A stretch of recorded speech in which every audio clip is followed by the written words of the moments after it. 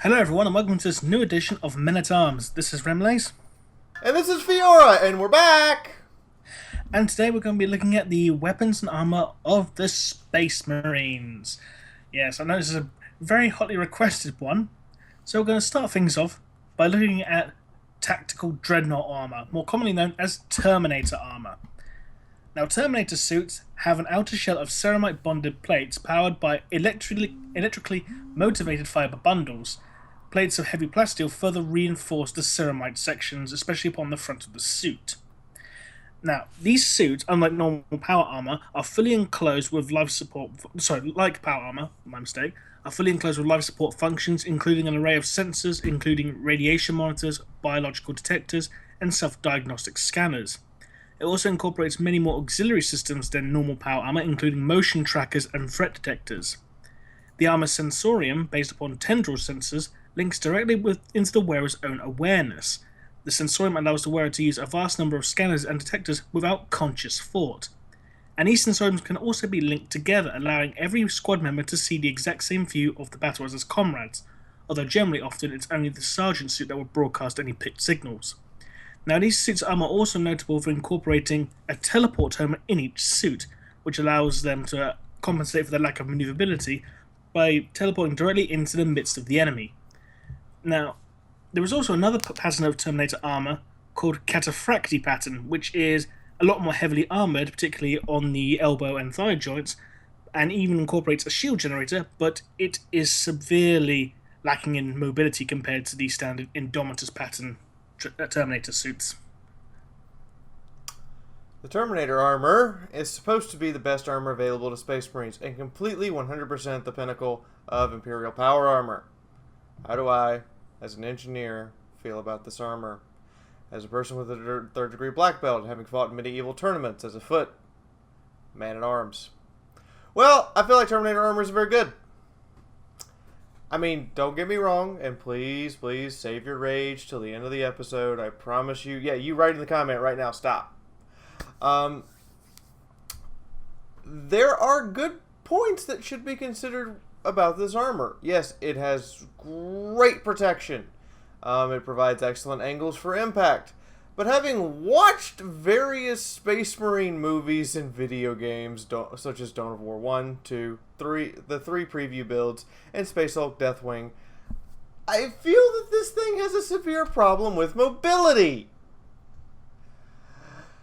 More importantly, there is actually no built-in motion tracker into the armor according to lore. That's strictly a video game edition. So using the lore, I find that without the motion tracker system, you have a total vision of 120 degrees in front of you, which means you're missing roughly 40 degrees of vision. That means that just part of your vision is just cut off by the armor's shoulder pads and the positioning of the head in the armor. And this creates a huge problem because if you're going to wade into the middle of the enemy or teleport into the middle of combat, you need to be able to see everything around you to avoid getting hit. Yes, the armor is nigh impregnable, but the best solution for avoiding dying is still to not get hit in the first place. More importantly, the armor has vents for obviously an engine on the back. If someone's behind you, you can't see them. You don't have any sensor equipment to tell you that they're there. And you turn really slow. And if someone's unarmored and moving, they can probably stay behind you.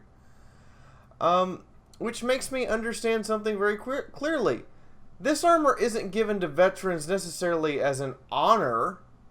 It's given to a veteran soldier because you need a person with a near sixth sense about them in combat in order to avoid getting hit in the vulnerable parts such as the engine or the power supply.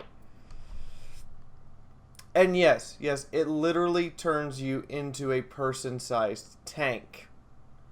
But if you were to damage the engine on the back, the armor pretty much shuts down, at which point you are completely and utterly vulnerable to incoming fire.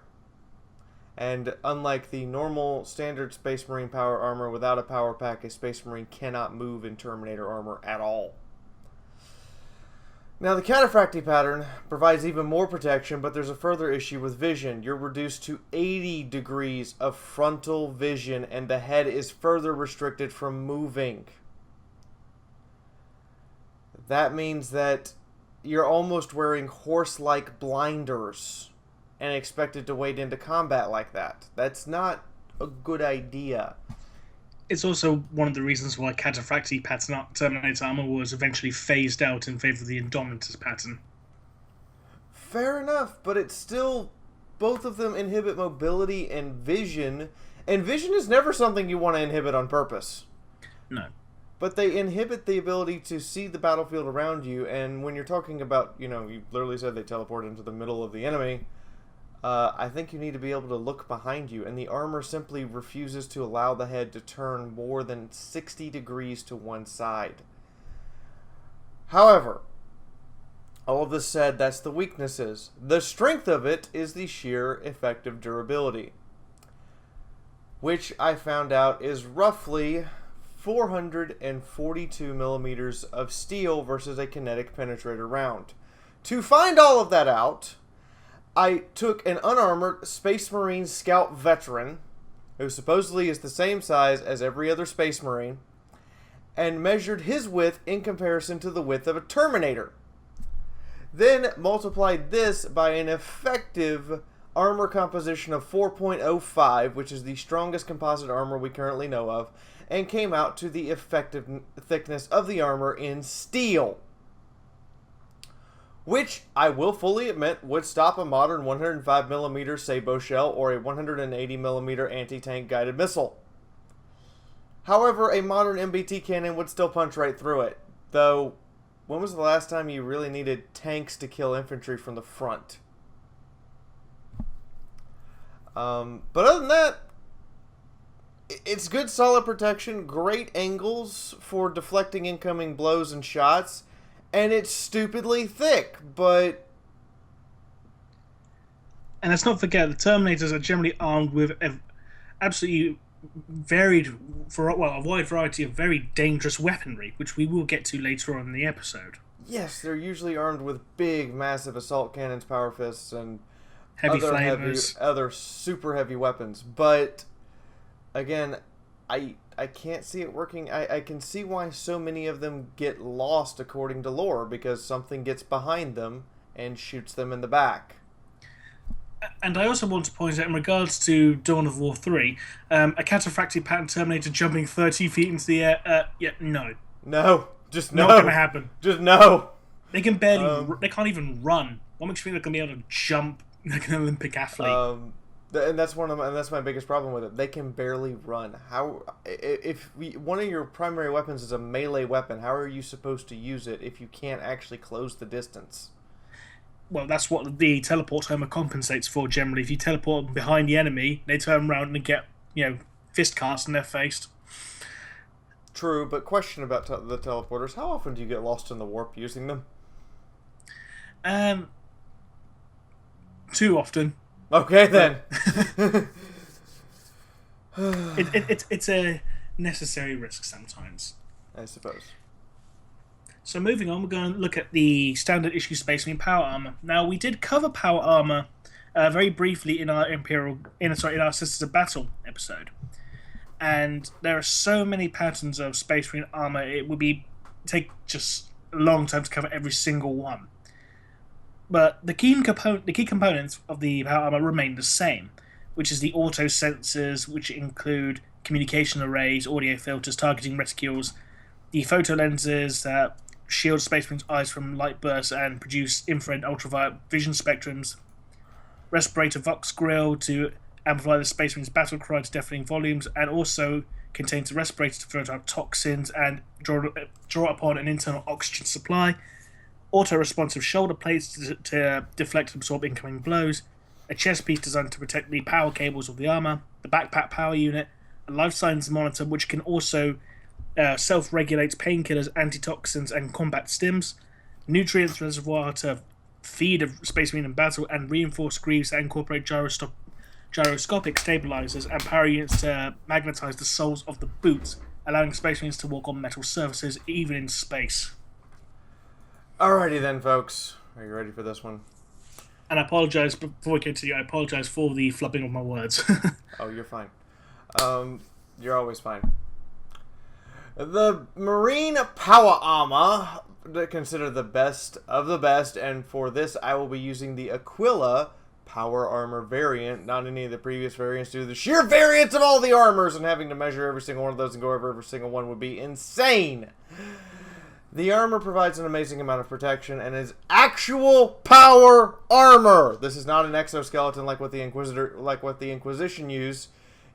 Instead, it is directly linked into the neural pathways of the user, which means it is not restricted by what, but it is more restricted by what mechanical servos and engine can do to power it, rather than what the user's body can actually take, since it's compensating for the user's body itself.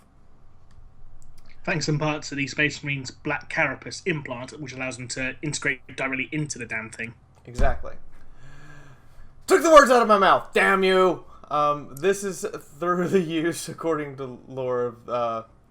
So how does it compensate for impacts and integrate the human body in such a way that allows it to move at speeds that the body would normally not be allowed to? Well, by integrating directly into the nervous system, the servos can be controlled precisely by your own nervous reflexes, and also using several reversing servos. That's right, when you move your fist forward, there are actually servos in the suit moving it backwards at the same time, providing a rate of deceleration that prevents you from slamming your fist into the end of the glove and shattering it when you throw a punch. The armor isn't necessarily weak on the back, but the engine support and power packs are, though the armor is specifically integrated into the Space Marine's nervous system, meaning the Space Marine does have very limited, difficult mobility when the power supply is damaged, destroyed, or shut down. The armor doesn't actually restrict vision or movement of the head, and it's a very good reason why a lot of veteran soldiers actually go without their helmet, because they prefer their own senses to the auto senses around them in order to determine what is going on. I have seen many a veteran soldier replace his helmet with a cap because he prefers to be able to avoid getting shot altogether than to rely on armor. Because, again, the rule of combat, even for Space Marines, is don't get shot in the first place before you have to rely on your armor, because then you're taking a chance that they haven't found a chink. This all, of course, brings me to the glaring flaw of the power armor design. Not only are you huge in comparison to a regular person, but also you have a perfect silhouette of the wearer. Because each piece of the armor is designed distinctly to cover and compensate for the weaknesses of every part of the body. You can also pick out any one part of the body, including the head, quite easily when looking at the target. Now, just to clarify again, we're just looking at the Aquila pattern. So people who point out the raised collar of the errant pattern, yeah, we know about that, but we're just looking at the basic Aquila pattern. I'm sticking to one pattern of power armor, the one that is most common on the models, not looking at all the hundreds of variants that exist, or especially not looking at someone putting together a patchwork suit. Then using the unarmored Scout Marine Veteran again, and a Standard Marine, scaling up to life size from the scale that is used for Warhammer 40k, and multiplying by 4.05 for a composite armor rating, I come to effective 302 millimeters of steel armor versus kinetic penetration rounds. Which is still thicker than the armor of an Eldar tank. Actually, that's thicker than the effective armor of the lower plate of an M1A1 Abrams. Well, there you go. These Space Marines are literally more heavily armored than a tank. And unlike the Inquisitor armor, which is an exoskeleton, it can provide this protection because of the neural integration. Think of it this way: without the neural integration and attempting to enhance someone's strength the way a Space Marine armor does, if you've ever seen the movie Iron Man 2, you know exactly what happens to that poor Hammer test pilot and how his back is now twisted in 20 different ways. I just gave you all that image and everyone here cringed. That's what happens when you can't integrate your nervous system to a computer, because a lot of the time computer sensors are only so good and so advanced, and there's no way to advance them further, and it can't tell the difference between closing your fist and clenching your hand. All of this said, there are defects in the armor. Some areas are not covered by the adamantium shell. Other area, and on top of this, it can be cut through with the chainsword made of the same material that slowly digs and cuts until it slices into the person underneath. The armor is great example of useful, workable power armor. Congratulations, Imperium. You did something right. Which is always a good thing to hear.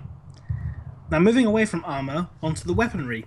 First one, we're going to look at slightly unusual. It's actually a very rare Space Marine weapon. Volkite weaponry. Now, Volkite weapons are an ancient type of weapon dating back to the Age of Strife, which were used in the fledgling Space Marine legions. They deflagrate organic matter, explosively burning flesh into ash and jetting fire, but have since been replaced by the more flexible and easy to manufacture bolter.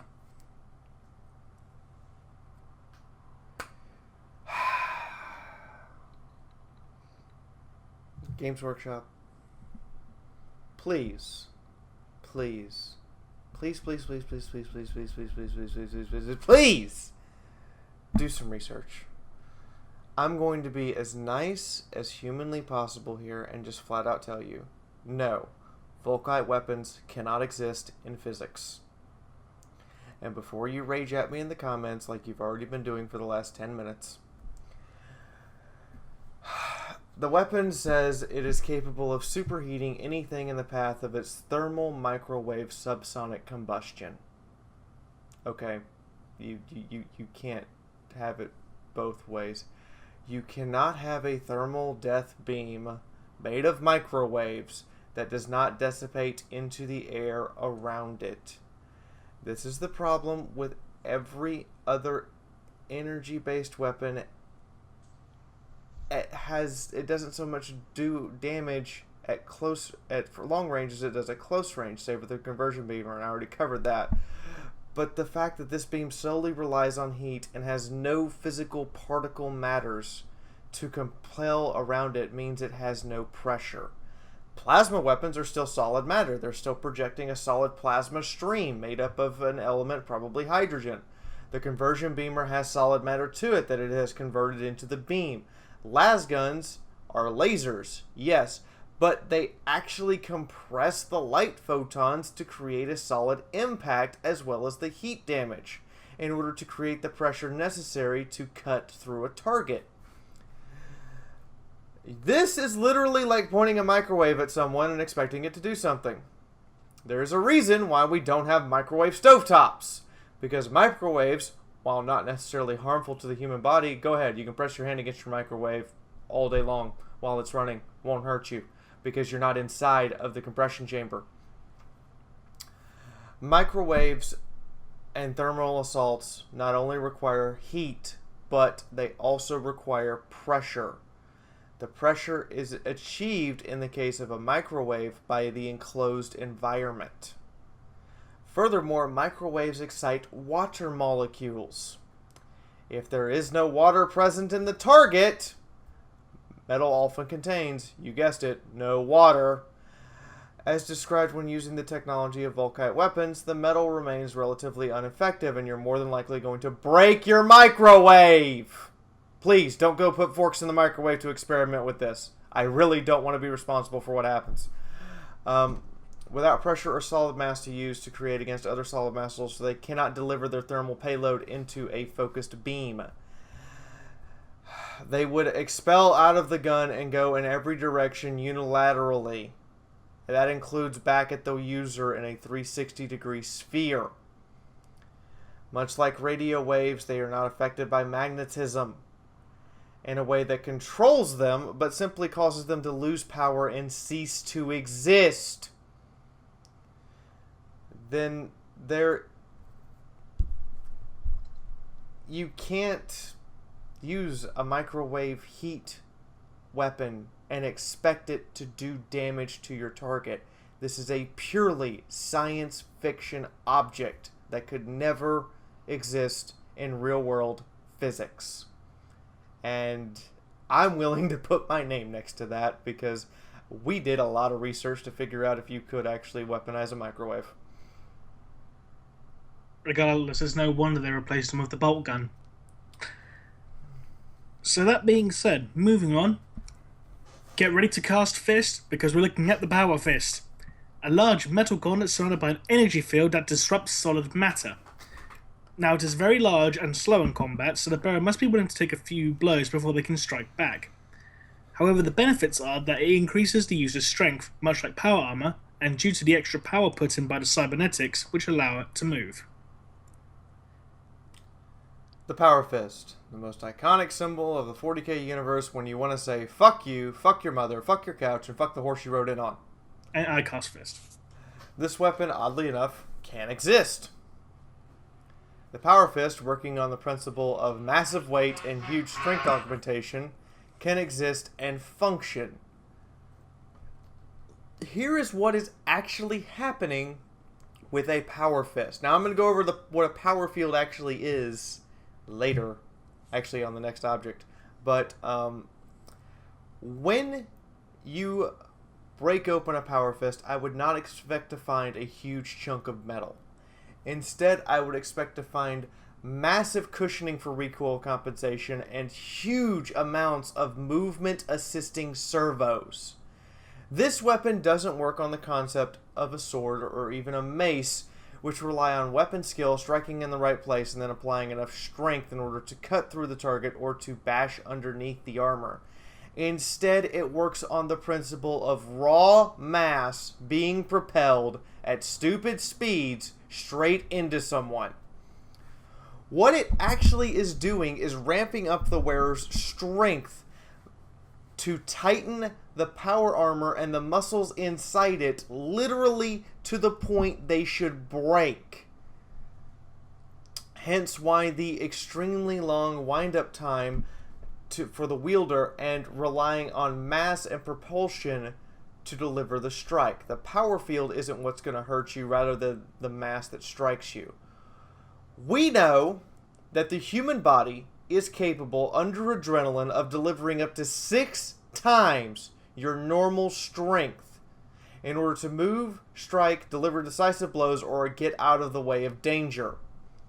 What the Power Fist is actually doing is tapping into that potential every swing and pushing your bones, joints, ligaments, and muscles to their breaking point. Do not expect to swing this a lot. You're going to risk breaking something, tearing a ligament, or just flat out destroying your muscular structure. And more importantly, all of your shots will be telegraphed from a mile away. The fist itself will likely break apart after several blows due to the opposite and equal reaction that you're under, and this is going to be a very, very high maintenance weapon to keep it intact.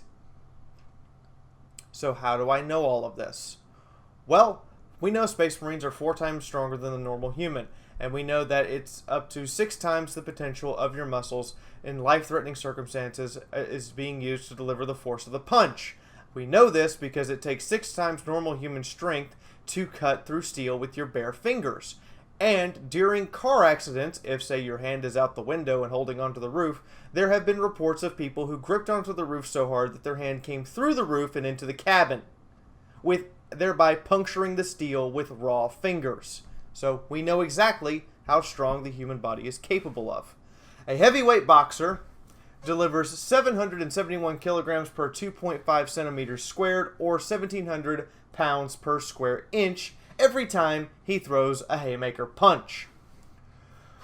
Which also means that he delivers 303.5 kilograms per centimeter squared every time he hits you. A Space Marine 4 times stronger than this person would therefore throw a punch at 1,214 kilograms per centimeter squared. With a Power Fist maxing out his body potential and adrenaline muscles, as much as they possibly can absolutely handle, he would deliver a punch of 7,284 kilograms per centimeter squared. Now, the boxer throws the punch at 14 meters per second. And so a Space Marine moving at 3 times normal human speed, which is exactly what a Space Marine is supposed to move at, would be delivering his punch at 42 meters per second. Multiply the force times the speed, and you end up with 305,928 newtons of direct force towards a person in which you have struck. To illustrate just how much this is, I'm going to start with with a modern railgun going onto a U.S. destroyer. Fires around at 1,600 meters per second. To destroy a tank, sink ships, or deliver kinetic impact crater the size of a large van. It only actually delivers 26,400 newtons of force. We're going to have to go a hell of a lot bigger to have a comparison for a power fist. Remember how I said 305,928 newtons? Well, a tactical nuclear warhead delivered to the field designed to destroy an entire tank division hits the ground with a force of 355,000 newtons. You are literally striking a person with 91% of the total force delivered by a tactical nuclear bomb when you punch them. Amazing what the human body can do, isn't it? Just a tad. Basically, the Space Marine at the end of the day is destroying his target, yes, but he's destroying himself. His arms, muscles, lungs, hearts, everything is breaking down faster than a non-power fist user because the human body was simply not made to take that kind of stress on its muscular and bone system. Regardless if you're a Space Marine or not, you are pushing your body well past its limits with no chance of recovery every time you swing. And you are lucky if the servos do not give out and cause your body to have every bone in it shatter due to the law of equal and opposite reaction. I'm sorry, but simply put, yes, you could build it, but it would kill you. Now just imagine one of those things being wielded by a normal Imperial Guard captain. His arm will probably be ripped from its socket. This is why the normal Imperial Guard captains, you will notice that their power fists don't just end at their hand, but go all the way up the arm, because all of those servos are necessary to keep him from killing himself when he swings.